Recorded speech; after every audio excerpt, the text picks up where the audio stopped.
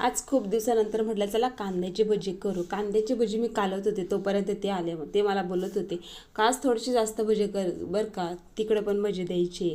आणि म्हटलं खिचडी भात केला तर म्हटलं थोडेसे पापड, थोडेसे पोंगे, थोडेसे नागल्याचे पोंगे तळायचे होते. आणि मी विकत काही पोंगे आणत नाही, घरच्या घरीच पोंगे तळते बरं का.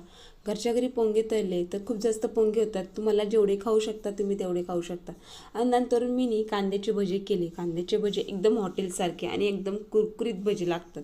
एकदम असे कडक कडक भजी मला खूप जास्त आवडतात. आणि लाल लाल भजी खायला तर खूप छान होते. त्यांना पण खूप जास्त आवडलं. मग मी माझं ताट एकदम भरगच्च वाढल्याच्या नंतर म्हटलं हे ताट मी त्यांना वाढलं होतं, पण त्यांना म्हटलं थांबा 2 मिनटं, मला फोटो काढायचा आहे.